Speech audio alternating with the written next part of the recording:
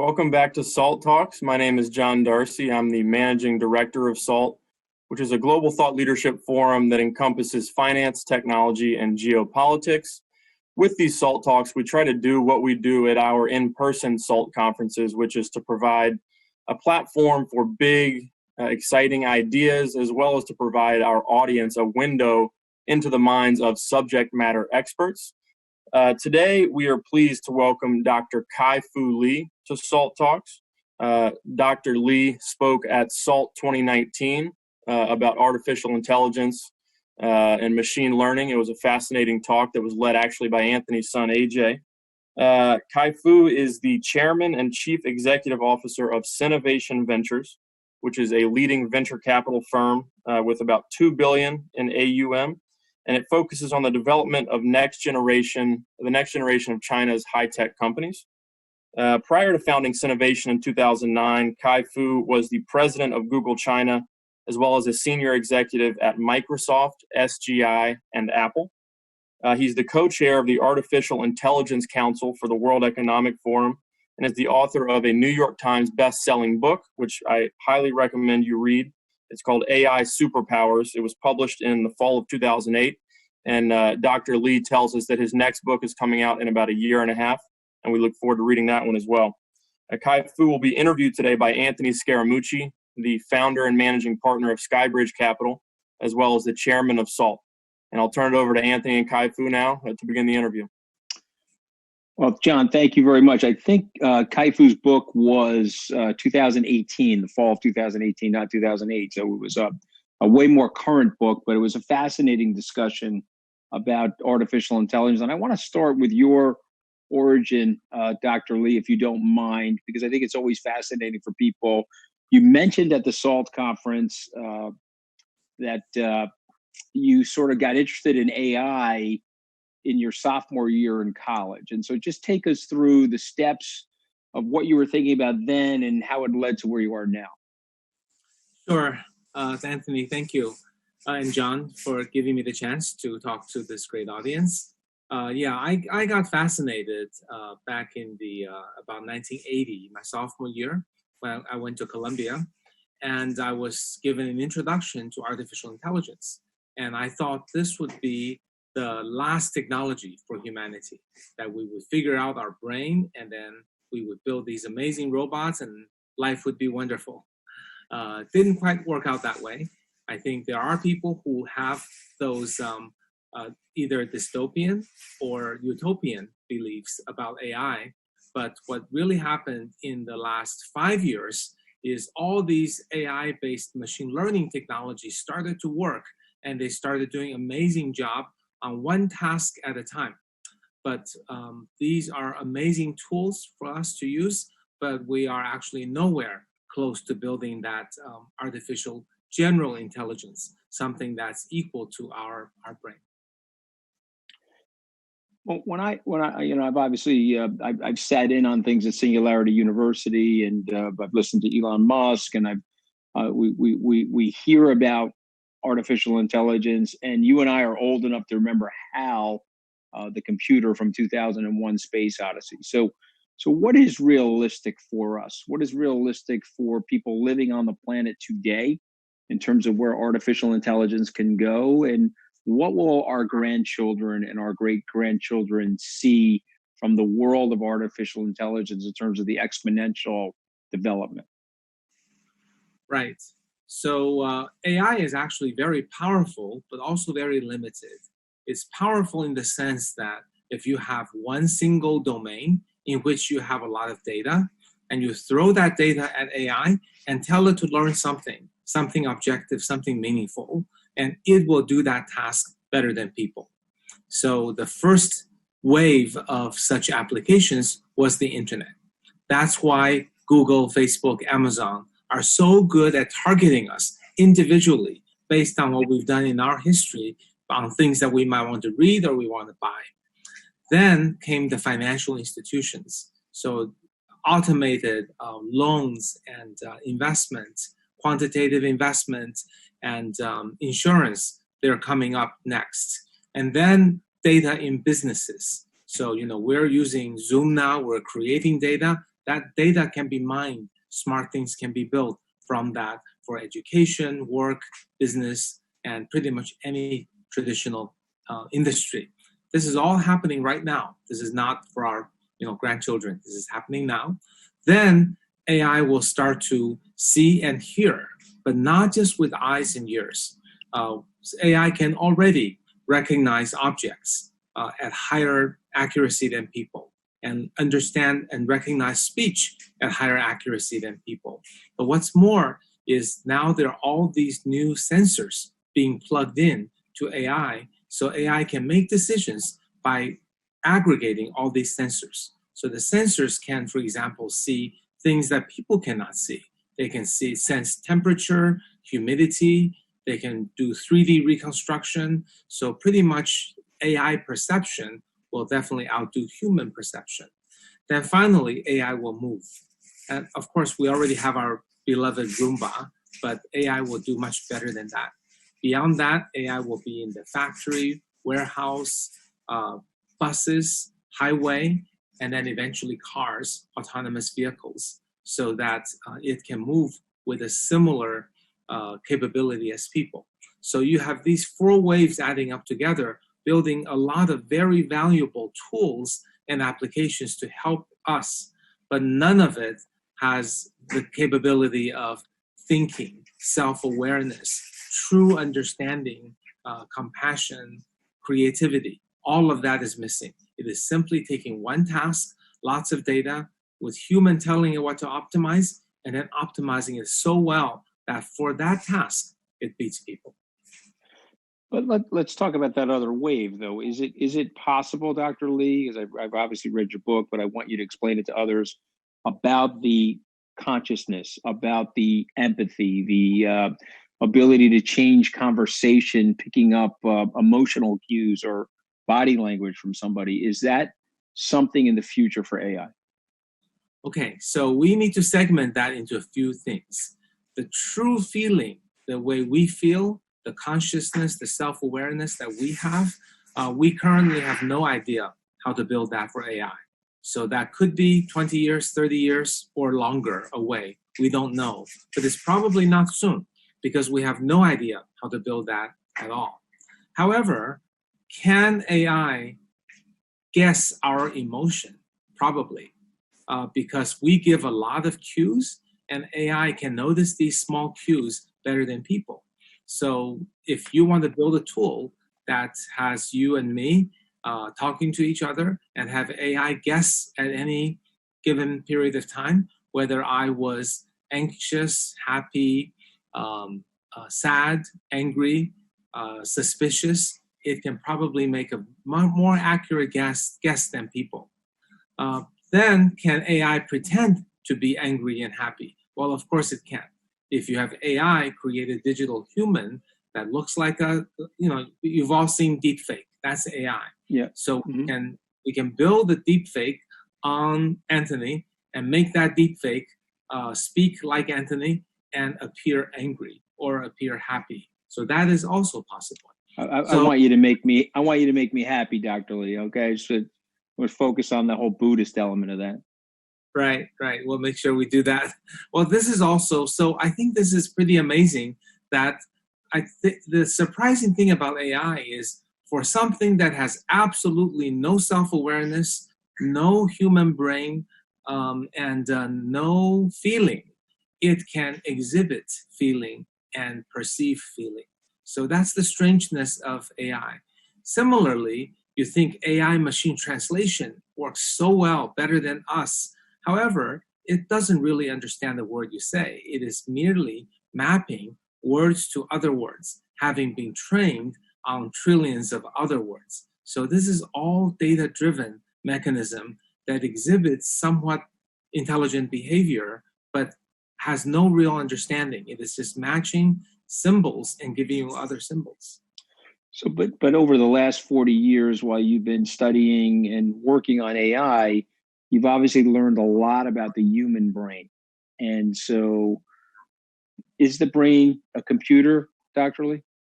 How would you describe the brain to somebody? If an alien landed here and you would say, okay, the human brain is what? based on your observation? Well, it's still really unfathomable from a computer standpoint. We don't know how to simulate the brain. People are working on it. But if we think about what it is that makes us humans valuable, meaningful entities, what makes our lives full, it certainly isn't doing what AI already does very well. Daniel Kahneman wrote a very famous book, Thinking Fast and Slow, in which he talked about system 1 and system 2 thinking. And in some sense, AI is doing the system 1 thinking, which is I see, I recognize, I heard something, and I recognize this word. So it's almost reflexive, and almost perhaps muscle reflex. So it's things that we do without imperception and without deep thinking.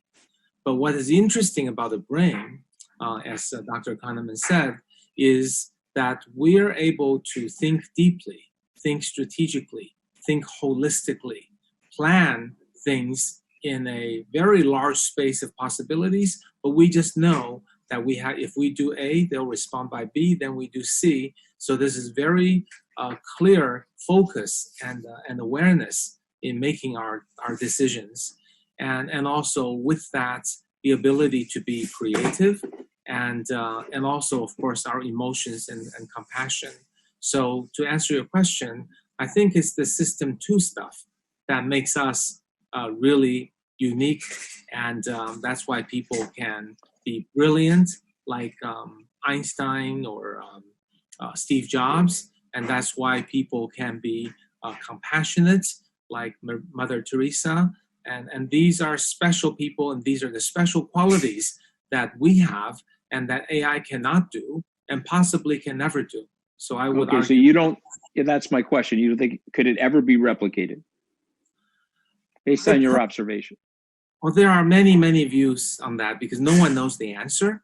I think it's maybe impossible to do because we currently don't know how to do it. And also, I'd like to think that these technologies happen for a positive, constructive reason, not because we want to build machines to replicate us. There's got to be something innate about us that we are, that makes us human, that makes this life meaningful. So I think we have to hold on to that belief that AI can. And the positive stuff about AI, our mutual friend Peter Diamandis has written a lot about the future and what he calls the abundance, and that there is a world ahead of us where through machine learning and AI and lots of other things that are going on in the world, that we can end things like poverty, we can end sort of the income divide. And so talk a little bit about how AI could be a part of that over the next generation. What do you envision, sir? Well, on the constructive side, clearly AI can make better decisions. It can, for within limited tasks, AI can take over routine tasks that we have to do. If you think about all the system 1 stuff, those are more the routine tasks, right? If you think about the job of a receptionist, some of that job may be very interesting. The human element, the warmth, the greeting, the compassion, the branding image on your customers. But a lot of that work is very boring. Show me your face, show me your ID, print you an ID. Who are you seeing? Call the person. Well, the boring part can be done by AI. And you can extrapolate that to the job of an accountant, a lawyer, even a doctor. And these jobs, interestingly, AI will take care of the repetitive, routine, and quantitative things that we're not very good at. And then we get to focus on what we're good at, which is the system 2 thinking, the analytical, the creative, the compassionate, the human-to-human connection. So I think Peter and I share this belief that AI is here to take away the routine work so we can be liberated from it. And we can spend our time, all of it, on things that makes us uniquely human. that would be the most positive direction. And could you talk a little bit about healthcare? Because I know that you have a belief that AI is going to certainly help us in diagnostic healthcare, research data. Enlighten us about where you think that's going using artificial intelligence.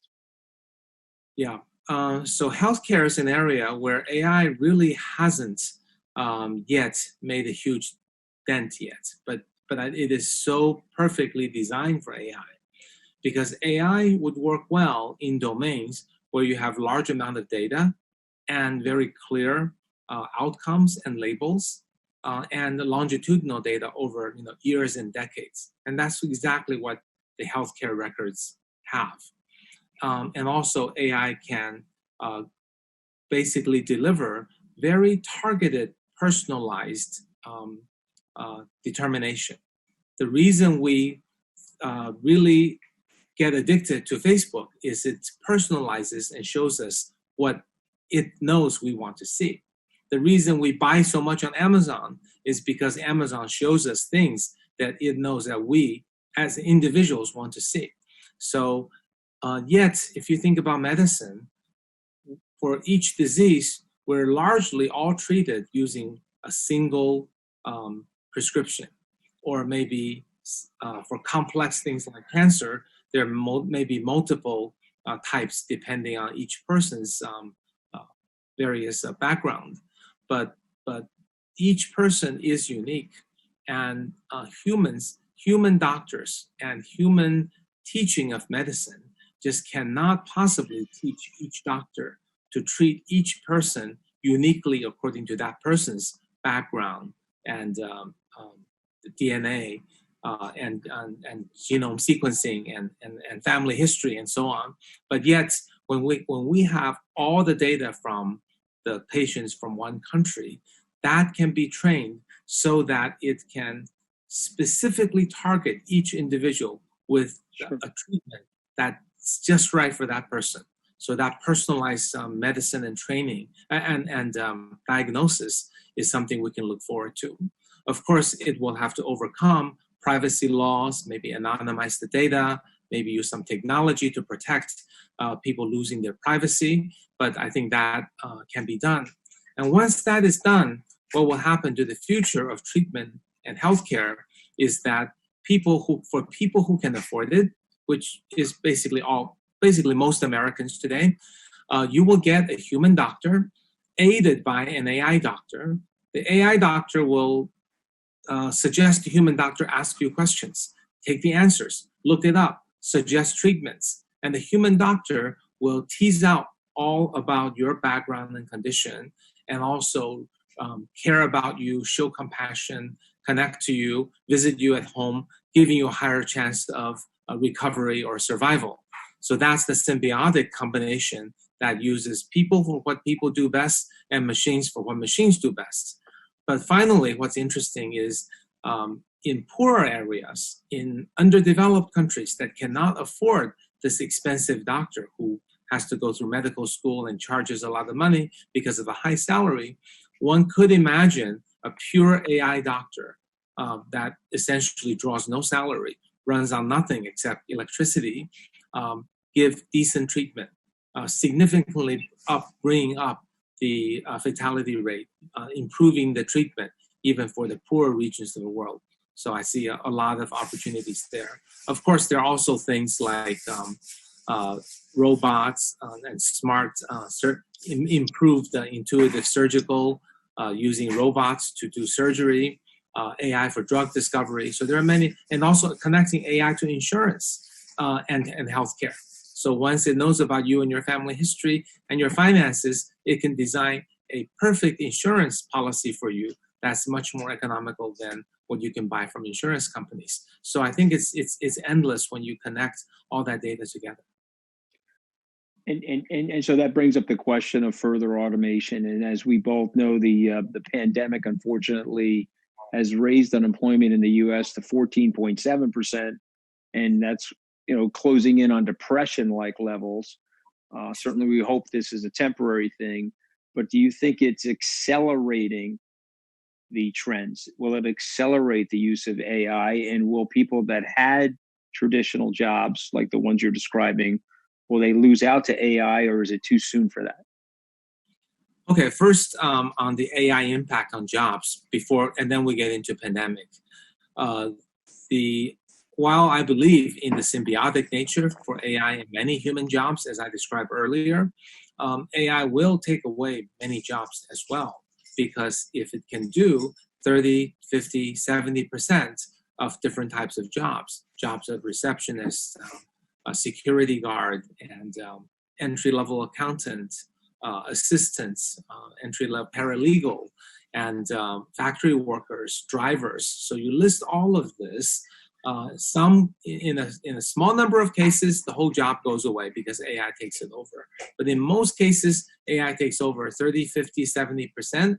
But that still leads to a reduction of employment, because in a pool of workers, AI will take some jobs that it can do, leaving the rest for fewer number of humans to do.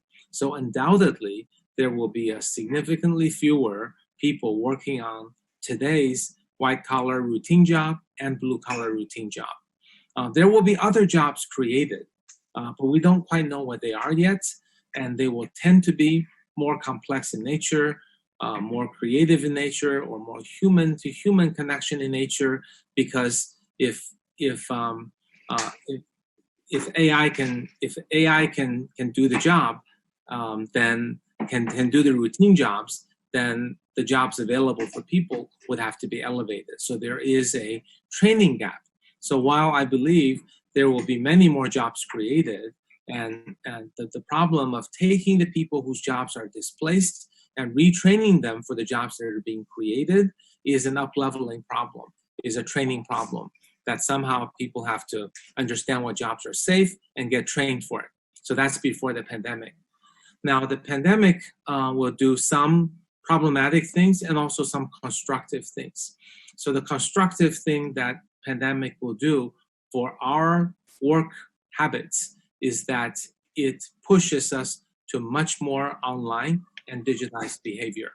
I mean, the fact that we're having this session here on Zoom, and the fact that people are able to work from home and the billion kids are taking classes at home are signs that we are increasingly going online and increasingly getting comfortable with a digitized style of working. So the problem, of course, the opportunity is once digitized, you've got data. Once you've got data, AI can work. So that's the great thing about creating value and improving efficiency. The problem of that is once AI can work, and also outsourcing can work, jobs will be challenged, because imagine in the past, if you had a job that required you to go to the office, meet people, and talk to people, then it seems hard for AI and robot to take it over. But now you're doing that job online and remotely and by video conferencing, and then it will become obvious to the managers of the company that an AI could do your job too. The decision process may be relatively simple, can be learned. There's a technology called RPA, robotic process automation. It's rapidly taking away these various types of white-collar routine jobs. So I believe the pandemic will lead to more digitization online and outsourcing, and also automation. That's one unfortunate outcome. The other unfortunate outcome is that companies will have tighter budgets. They'll have to do cost cutting.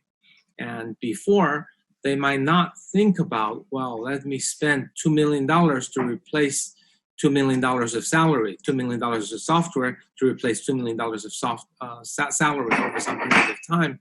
People might not do it, or maybe the company's making money. They feel if they did that, it would look bad. But now everybody's scrambling, everybody's tight, everyone's cost cutting. So companies are going to be more willing to look at cost cutting metrics. It makes sense. Yeah. Before I turn it over to questions from our audience, I want to talk a little bit about the relationship between the Chinese government and the American government and the competition with AI. There are people in the United States that feel China is ahead of the United States and so on forth. Perhaps they are. I don't know. Are they? Secondary question is, you and I, of course, want there to be a very healthy and strong bilateral relationship between the Chinese government and the U.S. government. But I'd like you to talk about those tensions, if you don't mind, how they relate to AI, and where do we stand vis-a-vis the progress being made in AI, China versus the United States? Sure. AI turns out to be a technology that is not such a rocket science. There are probably a few dozen important discoveries. If you study them, if you get the technology, the code, you can probably implement AI after months of training, not even years of training. So that is an advantage for China.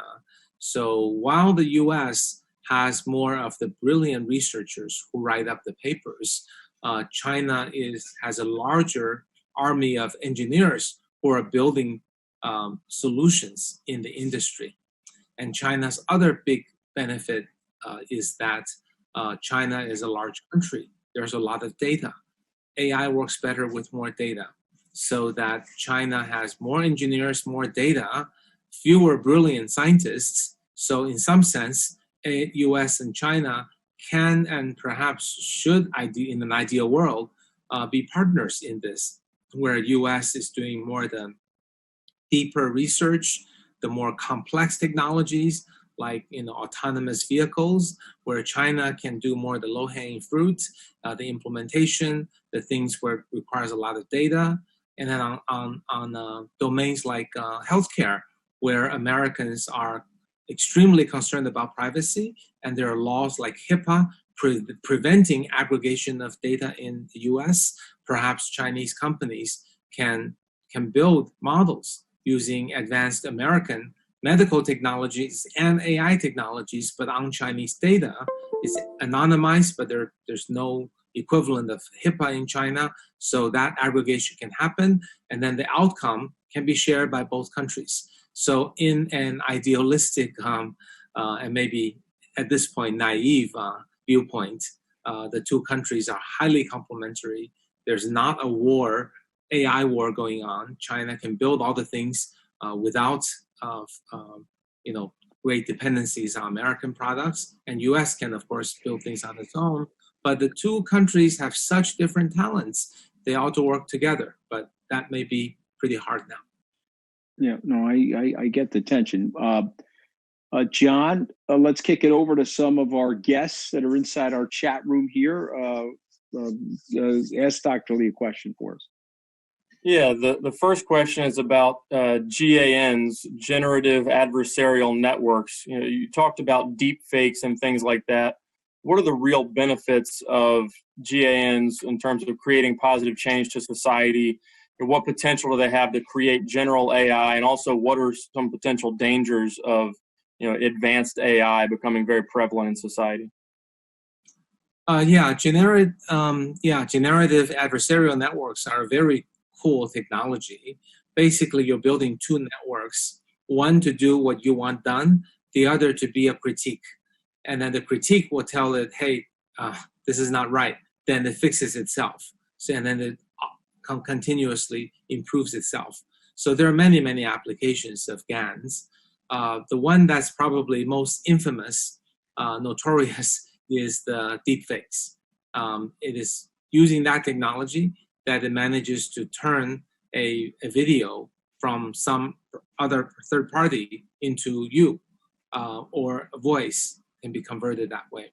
So when applied constructively to building entertainment and games and movies with full licensing of the properties, it's amazingly fun.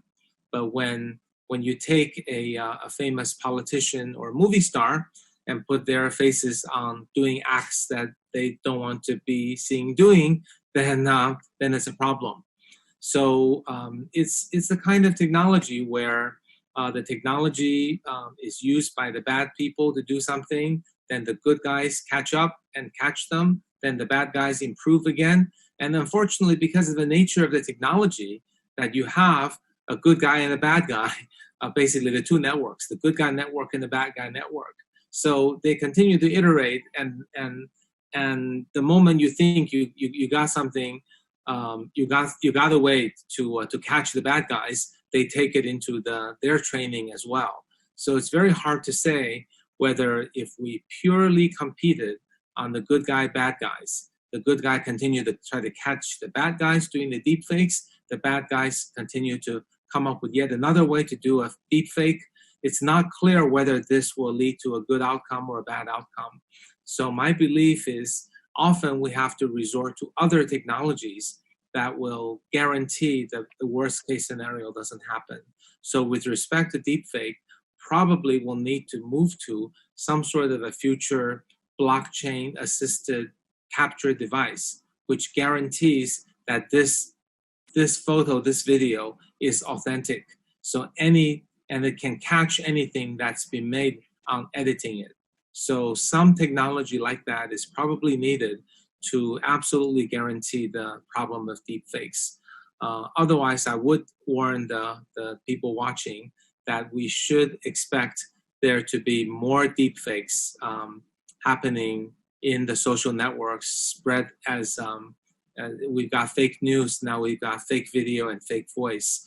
It's very, very hard to catch, and it's going to be a while before we eliminate it. So people have to be advised not to believe everything you see, even if it looks real.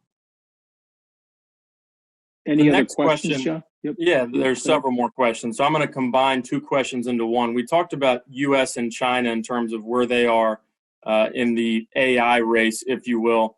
We have two questions about emerging market economies, ex-China, as well as Europe. How well are those economies doing in terms of advancing with AI and machine learning? And what potential does AI have to sort of bring emerging economies into a higher quality of life and into a more modern era? Okay. In the current status, I think US and China are ahead of the other countries in terms of AI in an aggregate score. That is research plus implementation plus monetization, right? Europe, I think, is very strong in research, but the entrepreneurial ecosystem is currently nowhere close to US or China. And unless that gets fixed, Europe is likely to be considerably behind in AI technology. India is another possible country that could do very well because it has also a large number of people and data. We have not quite yet seen that, but I think the potential is there. And then there's obviously Russia, which is very good in math.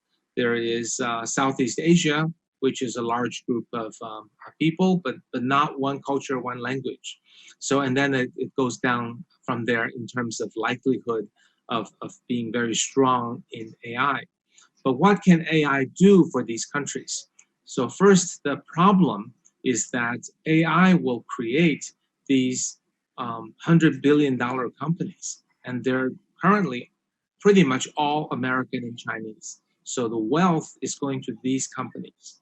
And AI will decimate a lot of jobs, most of which are routine jobs. So it will do, so AI as a wealth creation is giving that wealth to US and China.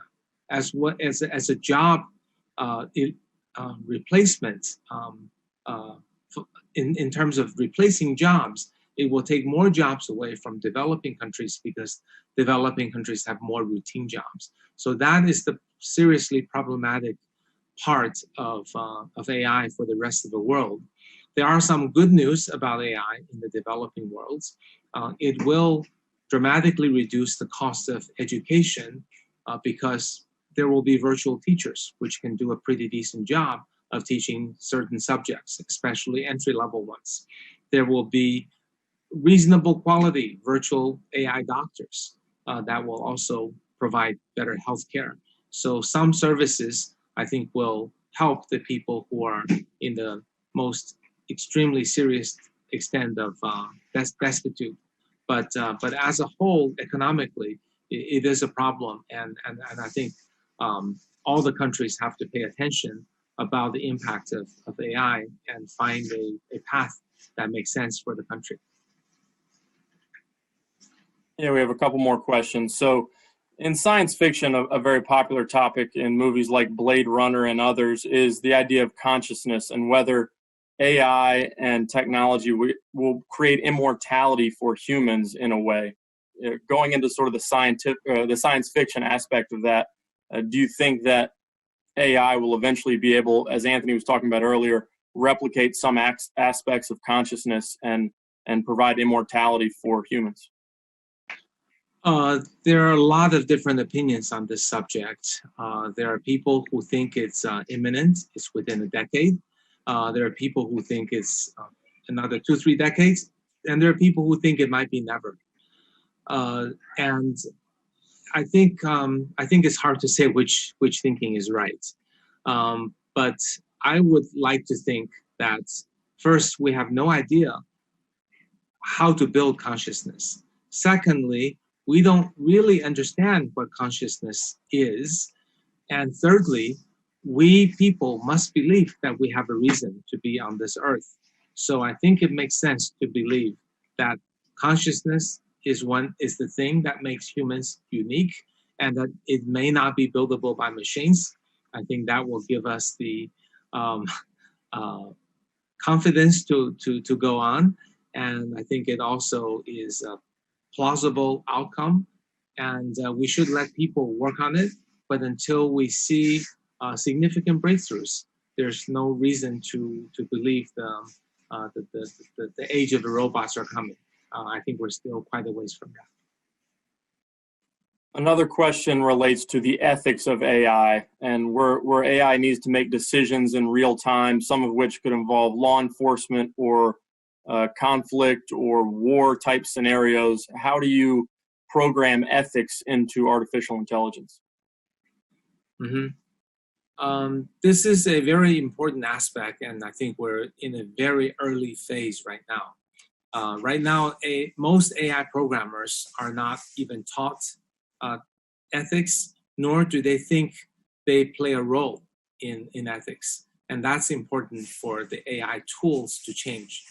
And I think the AI education, some schools like Stanford and MIT are starting to make sure the AI students are aware that their profession can impact good and bad, right and wrong in society.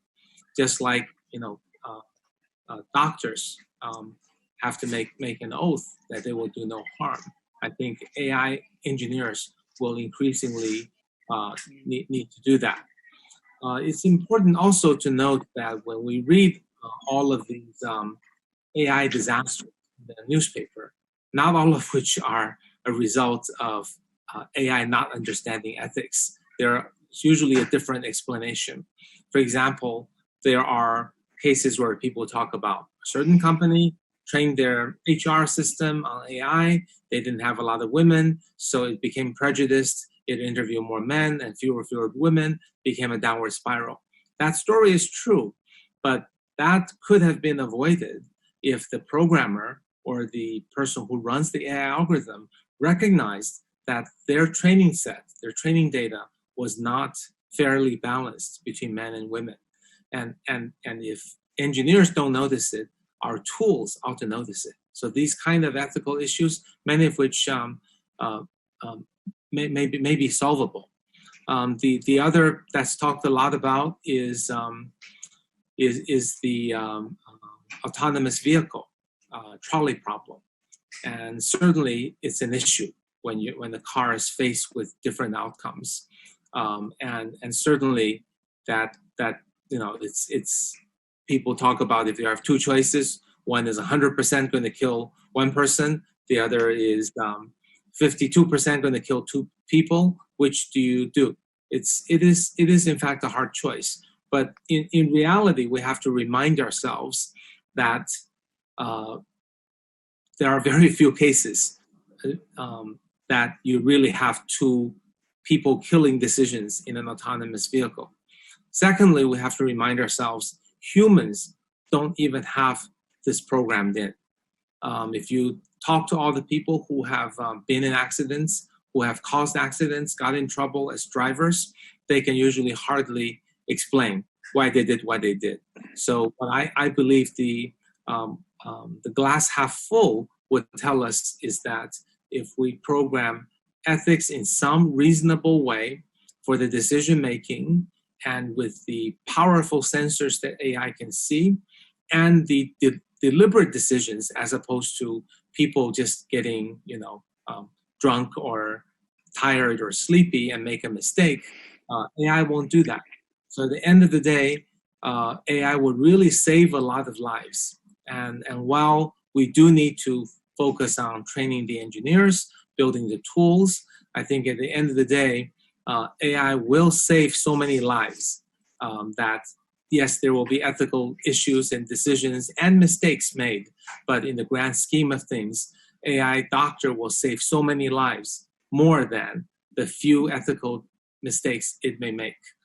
And AI autonomous driver will save so many lives more than the few ethical decisions that it will make a mistake on. So we have to look at in the grand scheme of things, not just focus on the one case where it appears to be not working. Well, KaiFu, we really want to thank you for joining us today. We're going to wrap it up there. I know you're in Beijing right now, beginning your quarantine. The Chinese government, as well as other governments in Asia, have done a great job of stamping out the virus. I want to thank you for taking the time to join us. Anthony, I don't know if you have any closing remarks for KaiFu. No, we're grateful to you. We hope that we can get you back to the SALT conference physically, KaiFu. Otherwise, we're going to have to create an artificially intelligent KaiFu to entertain our guests and educate our guests. But in the meantime, we wish you great health and great personal safety. And we look forward to seeing you at one of our next events. Thank you again for joining us today. Yeah, see you in SALT. Bye-bye. Okay.